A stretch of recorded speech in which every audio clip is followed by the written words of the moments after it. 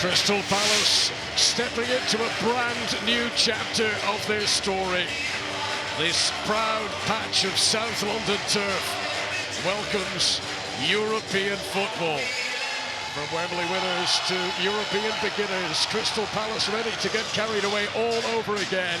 No Ebe Eze ahead of his expected move to Arsenal. Jefferson Lerma comes into the back three. New signing Jonas Sosa makes his home debut at left wing back. Justin Devenny makes his first start of the new campaign in place of Eze.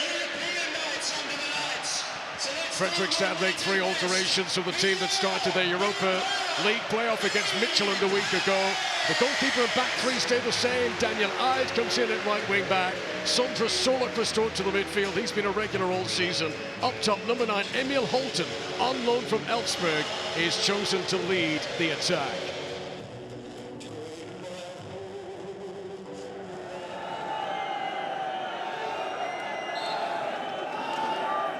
Taking his time to steady himself. Goalkeeper thought about coming, then retreated. With a bit of panic, it was Gehi. The final touch up, put over the top. The goalkeeper did not fill me with confidence here. About a half comes and then backpedals. Any kind of little glance there. Just the right kind of touch could have been a problem if it just flicked over the goalkeeper. Just too much on it. If Palace do go through to the group stage, they'll play 6 games between October and December. And then if that all goes well, the knockout stages in the new year. This season's Conference League final, which takes place in Germany at Leipzig Stadium, right at the end of May. Jonas Sosa has given himself as much of a run-up as he can in his Sellers Park debut. It's decent length in the throw-in. And this appeals, it may even have come back off an arm. Gehi tried to get a shot away. There was no space for that.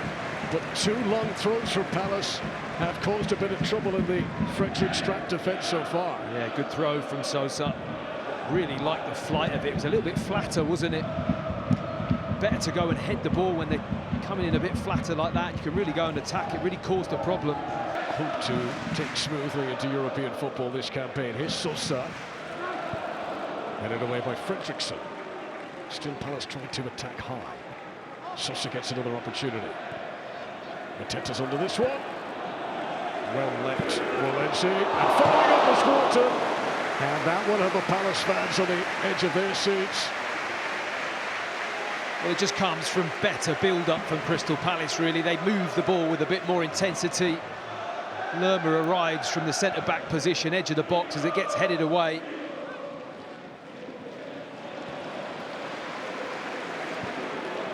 Munoz. Saar. Neat and tidy for Crystal Palace. This is Wharton. Urge to shoot. Straight in the keeper. Lovely play from Munoz. One touch wide, back in, into Wharton on his left foot. Straight down the line of the keeper, but nice clean hit from Wharton with his left foot. From Mulder, no flag. Good recovery by Munoz. Surlock. That's really good from him. Tell you what, close to ricocheting into the net there. It goes out for a goal kick, but that is by far the most dangerous moment for the Norwegian visitors. Wow, Sarlock just does brilliantly here. And have a look at the anticipation. The ball's hooked back over. It's a tight offside shout. As this ball pops loose here, he's read it first. He's got there, he wants it. Slips it past Lerma. And that could deflect easily into the near post.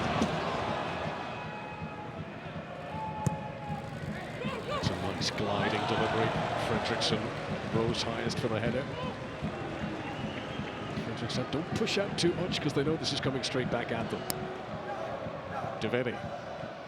Hughes trying to get on the end of it. Eid won the header. Mateta! Off the post! You cannot get any closer than that. An instinctive strike. So close from Jean-Philippe Mateta. Well, I really like how measured it is, actually. Really bides his time, he waits for the ball, he's bouncing, he adjusts his feet, and that's a lovely hit.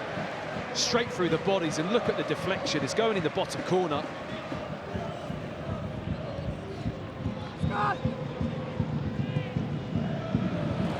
Saar, great position, good save, and cleared off the line by Solomon Owusu. Wharton Gay. And now it goes for Coley. That's the best save of the night so far. Yeah, it's a good move as well. Another one of these little diagonal chipped balls. I hit a lot of these Palace. It just doesn't quite loop the header enough here, Saar. He's in a great position, but it just needs to be lofted over to that back post. To see Crystal Palace get a little bit more height in this kind of area, in behind to the goal line, and start to pull those crosses back from a more dangerous position. It's a really good delivery, what a chance. And if you can have it all again, Justin Devetti, you would believe that 99 times out of 100 he'd have at least have got that on target. Devetti, 2 goals for Palace in the past. This is a big chance. Yeah, it's almost too good, isn't it? Doesn't realise how much time and space, and nobody near him. Nobody leans on him, puts him off. He just gets the timing wrong.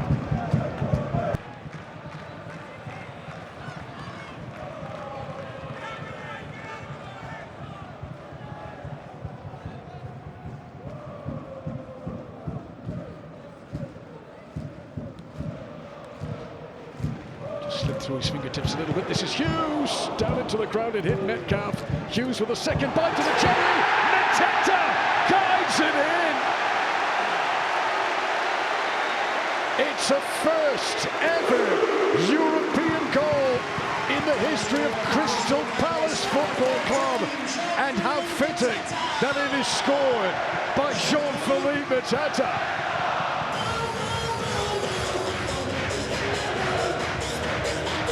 Well, it's messy, it's scruffy, but they won't care.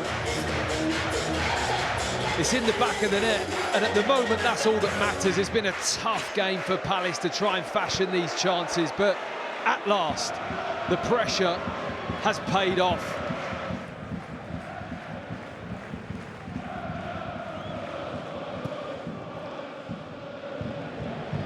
Mateta in pursuit here. Gets the better of Valenci, 3 inside him. Saar missed it. Bjorn Sousa didn't fancy on his right boot. And by the time he brought it onto his left, there was defensive cover back. That was a decent chance for Palace on the break. You just know the moment this ball goes in behind him, it looked a little bit offside. The moment he gets that side of the defender, Mateta uses his body so well, just bounces in, lovely cutback. Shame Saar just couldn't get on the end of it, but I think that was a yard offside. Actually, a bit of cautious note of there's nerves here for the home fans until they get that second goal that would relieve a lot of pressure. Gay. Munoz. Odd Edward. Really good arrival. Well dealt with actually by Daniel Ide. Munoz is arriving here. It's a great effort. Chipped in with quite a few goals last season, Daniel Munoz. He was in the top 3 for goal involvements by defenders across the Premier League last campaign. It's a great ball, great run, and a really good header actually. Has his hand out, Lerma sees him, glances the header. Minute of stoppages to go. Oliver Glasgow wants to see this through. Vile. Nunez, hang on a minute. This is Skogvold. And that could have been a big moment for him and a big moment for Fredrikstad. There's always the risk, you get a chance. And Crystal Palace are much relieved to see that wide of the target. Yeah, it's the subs again that link up really well. You can tell the fresh legs are on the pitch. The finish was never really there. I'm not too sure if I really fancied him to beat Henderson from that range. Well, they may go home beaten on the night, but there is going to be much buoyancy, you feel, ahead of the second leg in Norway next week. They would have taken this ahead of kick-off, that's for sure. The referee blows the final whistle and the start of a new European adventure for Crystal Palace.